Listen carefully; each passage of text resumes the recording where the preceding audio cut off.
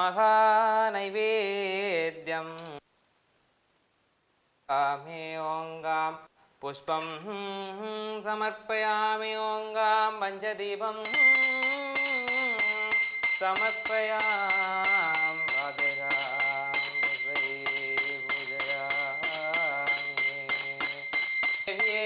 नमः ओंगां गलैवाण्यै नमः ओंगां गलयरस्यै नमः ओंगां श्री महादेवी शिरडी साईनाथ स्वामी आनन्ददीपं समर्पयामि ओंगां सर्वमङ्गलदाये नमः ओंगां श्री नवग्रहदाये नमः ओंगां श्री महामङ्गलदाये नमो नमः ओंगां महा नैवेद्यं समर्पयामि ओंगां पुष्पं समर्पयामि ओम आनंद पंचदीपं समर्पयामि पूजयामि ओंगां श्री महासाईनाथाय नमो।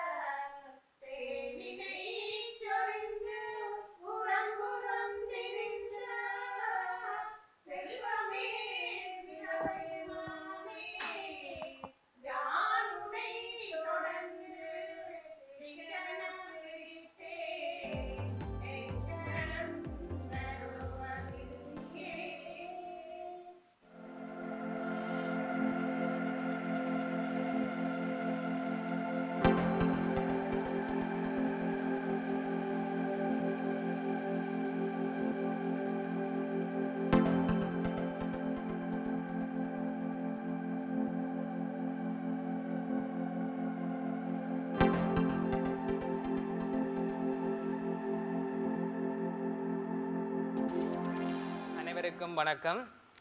ஜால் விஷன் இந்து மன்றத்தின் அன்பகம் ஆன்மீக நிலையத்தின் கந்தபுராண கதைகள் என்ற நமது பழைய புராண கதைகளில் வந்து நமது சிவகுரு ஆதீன முதல்வர் தவத்திரு வேலன் சுவாமிகள் அவர்கள் இன்று தொடக்கம் ஆரம்பிக்கப்படுவார். எல்லாம் வல்ல சிவபரம்பொருளினுடைய பாதார விந்தங்களை பணிந்து கொண்டு இன்றைய நன்னாளிலே பிளவ வருடம் கார்த்திகை சோமவாரம் என்று சொல்லப்படக்கூடிய இந்த கார்த்திகை மாதத்திலே வருகின்ற திங்கட்கிழமைகள் சோமவாரம், அதில் இன்று நிறைவான இந்த பிளவ வருடத்துக்கான கார்த்திகை சோமவார நன்னாளிலே எங்களுடைய யாழ் விஷன் இந்து மன்றத்தினால் அண்மையிலே இங்கே மங்களகரமாக அங்குரார்ப்பணம் செய்து வைக்கப்பட்ட யாழ்ப்பாணம் கொக்குவில் பதியிலே அங்குரார்ப்பணம் செய்து வைக்கப்பட்ட அன்பகம் ஆன்மீக நிலையத்திலே கந்தபுராண கதைகள் என்ற தலைப்பிலே எங்களுடைய 18 புராணங்களிலே மிகவும் சிறந்த ஒரு அற்புதமான புராணமாகிய கந்தபுராணம், அந்த கந்தபுராணத்திலே வருகின்ற அத்தனை சம்பவங்களையும் கதைகளாக, அவை வெறும் கதைகளாக மட்டுமல்ல, அன்றாட வாழ்வியலோடு தொடர்புபடுத்தக்கூடிய தத்துவங்களை வெளிக்கொண்டு வரக்கூடிய ஒரு அற்புதமான நிலையிலே அந்த கந்தபுராண கதைகள் என்கின்ற அந்த ஆன்மீக வாராந்த அருளுரை நிகழ்வு இன்று இங்கே மங்களகரமாக ஆரம்பித்து வைக்கப்படுகிறது.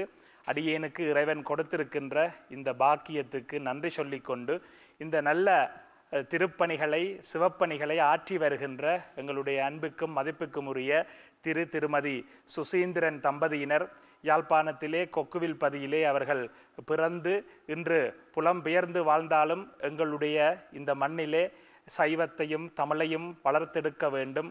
குழந்தைகளுக்கு, இளையவர்களுக்கு, பெரியவர்களுக்கு ஆன்மீகத்தை, எங்களுடைய சைவ வாழ்வியலை எடுத்து சொல்ல வேண்டும் என்ற ஒரு நல்ல தூய்மையான நோக்கத்தோடு பல அறப்பணிகளை யாழ் விஷன் இந்து மன்றத்தின் ஊடாக அவர்கள் ஆற்றி வருகிறார்கள். அந்த வகையிலே ஒவ்வொரு திங்கட்கிழமைகளும் சிவனுக்குரிய சோமவாரம் ஒவ்வொரு திங்கட்கிழமைகளிலும் இன்றிலிருந்து கந்தபுராண கதைகள் என்கின்ற இந்த ஆன்மீக அருளுரை ஒவ்வொரு வாரமும் நடைபெற இருக்கிறது. அது தவிர வியாழக்கிழமைகளிலே இங்கே சீரடிநாதருடைய பஜனைகள், பன்னிசை வெள்ளிக்கிழமைகளிலே என்று பலவிதமான செயற்பாடுகள் இங்கே தினமும் நடைபெற்று வருகின்றன. அது மட்டுமல்ல, சிறுவர்களுக்காக கோணாவளை வீதியிலே யாழ் விஷன் இந்து மன்றத்தினாலே கிருஷ்ணா அறநெறி பாடசாலை பிரதி ஞாயிற்றுக்கிழமைகளிலே அறநெறி வகுப்புகளும் ஏனைய அனைத்து நாட்களிலும் கலை வகுப்புகள், பாடசாலை பாடங்களுக்குரிய மீட்டல் வகுப்புகள் என்று அறத்தையும் கலையையும் அறிவையும் வளர்க்கின்ற அந்த அற்புதமான முயற்சி அங்கே யாழ் விஷன் கிருஷ்ணா அறநெறி பாடசாலையிலே நடைபெற்று வருகிறது.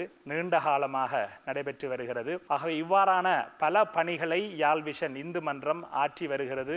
அது மட்டுமல்ல, லண்டன் ஈலிங் கனகதுர்க்கை அம்பாள் ஆலயத்தினுடைய அறநிதியிலே இங்கே எங்களுடைய தாயகத்திலே வாழ்ந்து வருகின்ற பல்கலைக்கழக மாணவர்களுக்கான புலமைப்பரிசில் பண உதவி திட்டத்தை கூட இங்கே நிலத்திலே தாயகத்திலே யாழ் விஷன் இந்து மன்றம் அவற்றை ஏற்பாடு செய்து ஒழுங்கமைத்து அவற்றை சரியான முறையிலே முன்னெடுத்து வருகின்றமையும் குறிப்பிடத்தக்கது. இப்படியான பல பணிகளை முன்னெடுக்கின்ற இந்த யாழ் விஷன் இந்து மன்றம் அதன் பின்னாலே இருக்கக்கூடிய எங்களுடைய அன்பான திருமதி சுசீந்திரன் தம்பதியினர் அவர்களுடைய பணிகள் மென்மேலும் வளர வேண்டும் என்று எல்லாம் வல்ல இறைவனை பிரார்த்தித்து கொண்டு அனைத்து அடியவர்கள் சார்பிலும் அவர்களுக்கு எங்களுடைய நன்றிகளையும் வாழ்த்துக்களையும் ஆசிகளையும் இந்த சந்தர்ப்பத்திலே தெரிவித்து கொண்டு இன்றிலிருந்து இந்த கந்தபுராண கதைகள் நிகழ்விலே அனைவரும் நீங்கள் பங்கு பெற்ற வேண்டும்.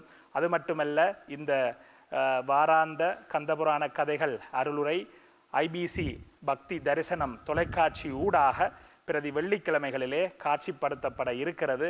அதன் ஊடாக உலகமெங்கும் பறந்து வாழுகின்ற அனைத்து சைவ அபிமானிகளும் ஆர்வலர்களும் இதனை கேட்டு பயன்பெறலாம் என்று அன்பாக கேட்டுக்கொண்டு விடைபெறுகின்றோம்.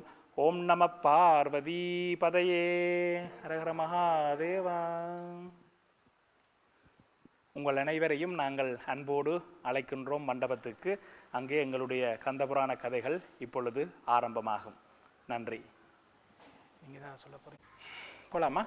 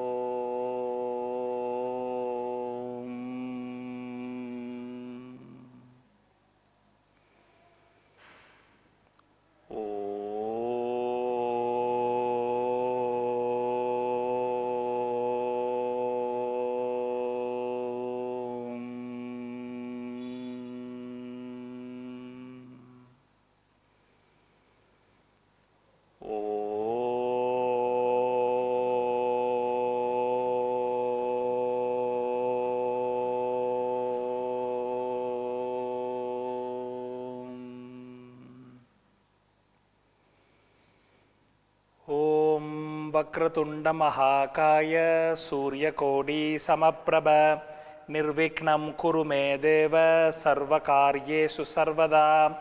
ओम श्री महागणपतये नमः.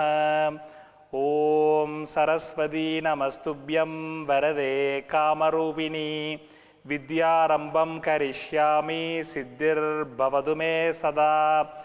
ओम श्री सरस्वत्यै नमः. ओम गुरुर्ब्रह्मा गुरुर्विष्णुः गुरुर्देवो महेश्वरः गुरु साक्षात् परब्रह्म तस्मै श्री गुरवे नमः. ओम गुंगुरुभ्यो नमः. ஓம் சதாசிவசமாரம்பாம் சங்கராச்சாரியமத்யமாம் அஸ்மதாச்சாரியபர்யந்தாம் வந்தே குருபரம்பராம். ஓம் நமஸ்தே அஸ்து பகவன் விஸ்வேஸ்வராய மகாதேவாய த்ரயம்பகாய திரிபுராந்தகாய த்ரிகாக்னி காலாய காலாக்னி ருத்ராய நீலகண்டாய மிருதும் ஜயாய சர்வேஸ்வராய சதாசிவாய ஸ்ரீமன் மகாதேவாய நமஹ. ஓம் சர்வமங்கலமாங்கல்யே சிவே சர்வார்த்தசாதகே சரண்யே த்ர்யம்பகே கௌரி நாராயணி நமோஸ்துதே.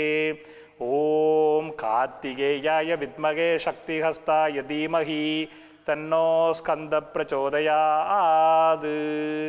ஓம் சகனாவது சகனௌ புனக்து சக வீரியம் கரவாவஹை தேஜஸ்வினாவதீதமஸ்து மா வித்விஷாவஹை. ஓம் சாந்தி சாந்தி சாந்தி.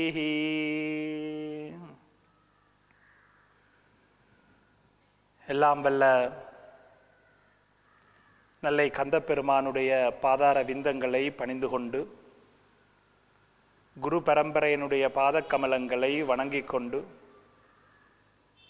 இன்றைய இந்த நன்னாளிலே கார்த்திகை சோமவாரத்திலே கந்தபுராண கதைகளை ஆரம்பிப்போமாக.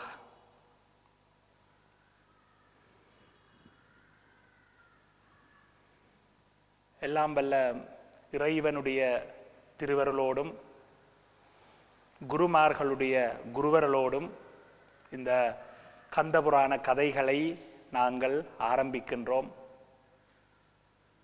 இந்த ஒரு சந்தர்ப்பத்தை தந்த இறைவனுக்கும் பெரியவர்களுக்கும் நன்றியை தெரிவித்து கொண்டு எங்களுடைய மனித வாழ்க்கையிலே இறைவனை பற்றி சிந்தித்தல், இறைவனை பற்றி ஆராய்தல், மனிதர்களாகிய எங்களை பற்றி சிந்தித்தல், எங்களை பற்றி ஆராய்தல், இந்த உலகத்தை பற்றி சிந்தித்தல், உலகத்தை பற்றி ஆராய்தல் என்பது ஒரு அடிப்படை விஷயமாக இருக்கிறது. சாதாரணமாக எங்களுடைய அத்வைத வேதாந்த பாரம்பரியத்திலே ஜீவ ஜெகத் ஈஸ்வர என்று சொல்லுவார்கள். ஜீவன் அல்லது ஜீவாத்மா என்பது எங்களையும், ஜெகத் என்பது இந்த உலகத்தை அல்லது பிரபஞ்சத்தையும், ஈஸ்வரன் என்பது இறைவனையும் குறிக்கிறது.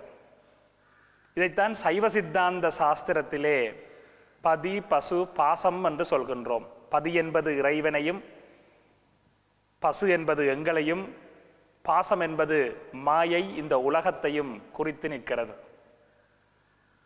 பதி என்பதை தமிழிலே இறை என்று சொல்லுவார்கள், பசு என்பதை தமிழிலே உயிர் என்று சொல்லுவார்கள், பாசம் என்பதை தமிழிலே தலை என்று சொல்லுவார்கள். உயிர், இறை, தலை, ஜீவ ஜெகத் ஈஸ்வர. ஆக இந்த அடிப்படையிலே தான் எங்களுடைய வாழ்க்கை அமைந்திருக்கிறது. இந்த வாழ்க்கையிலே பல விடயங்கள் புரியாத விடயங்களாக இருக்கின்றன, எங்களுக்கு தெரியாத விடயங்களாக இருக்கின்றன. உதாரணமாக எங்களிடம் இருக்கக்கூடிய சாதாரணமான ஒரு கேள்வி, நான் இறந்ததன் பிற்பாடு எனக்கு என்ன நடக்கிறது? செத்து போன அப்புறம் நான் எங்கே போகிறேன்? அதுவும் குறிப்பிட்டு சொல்ல போனால் ஒரு 60 வயசுக்கு மேலே எல்லாருக்கும் வரக்கூடிய ஒரு கேள்வி. சின்ன வயது இல்லை இள வயதில் சில நேரம் இந்த கேள்வி வராது. 60க்கு பிறகு 70க்கு பிறகு நிச்சயமாக வரக்கூடிய கேள்வி. அடுத்தது, உண்மையிலேயே கடவுள் என்று ஒருவர் இருக்கிறாரா? இறைவன் என்று ஒருவர் இருக்கிறாரா? அதுவும் இறைவனை நம்பி வணங்கி பூச வழிபாடுகள் எல்லாம் செய்து விரதங்கள் எல்லாம் இருந்து கும்பிட்டா பிறகும் நிறைய துன்பங்கள் வாழ்க்கையிலே வரும் பொழுது, மனம் நொந்து போய் இருக்கும் பொழுது மீண்டும் இந்த கேள்வி வரும், உண்மையிலேயே கடவுள் இருக்கிறாரா? கடவுள் இருந்தாலும் கடவுளுக்கு கண் இருக்கா? இது ஒரு மிகவும் ஆழமான ஒரு கேள்வி. ஒரு மனிதன் தன்னுடைய வாழ்க்கையிலே மிகவும் துன்பப்பட்டு, மிகவும் கஷ்டப்பட்டு, மிகவும் ஏமாற்றப்பட்டு, அந்த ஒரு விரக்தியினுடைய விளிம்பிலே இருக்கக்கூடிய நிலையிலே வருகின்ற கேள்வி. எங்களுடைய இந்த மண்ணிலே, இந்த தேசத்திலே நீண்ட காலம் யுத்தம் நடந்ததன் விளைவாக 30 வருடங்கள் யுத்தம் நடந்ததால ஒவ்வொரு குடும்பத்திலும் இழப்பு இருக்கிறது. ஒவ்வொருவருக்கும் ஏதோ ஒரு பாதிப்பு இருக்கிறது. ஒன்றில் அவர்கள் தங்களுடைய அங்கங்களை இழந்திருக்கலாம், உறவுகளை இழந்திருக்கலாம், உடைமைகளை இழந்திருக்கலாம். எங்களுடைய பண்பாடு, கலாச்சாரம், விழுமியம், பாரம்பரியம் எல்லாமே ஓரளவுக்கு இழக்கப்பட்டிருக்கின்றன. இவற்றை மீண்டும் கட்டியெழுப்ப வேண்டிய ஒரு தார்மீக பொறுப்பு அனைவருக்கும் இருக்கிறது. ஆக இந்த ஒரு நீண்ட யுத்தத்தினுடைய பாதிப்புக்கு உட்படுத்தப்பட்டவர்கள் என்ற வகையிலே எங்கள் எல்லோருக்குமே மனதிலே அழுத்தங்கள், கவலைகள், இழப்புகள், சோகங்கள், துயரங்கள், துன்பங்கள், தவிப்புகள், ஏமாற்றங்கள், துரோகங்கள் எல்லாமே இருக்கின்றன.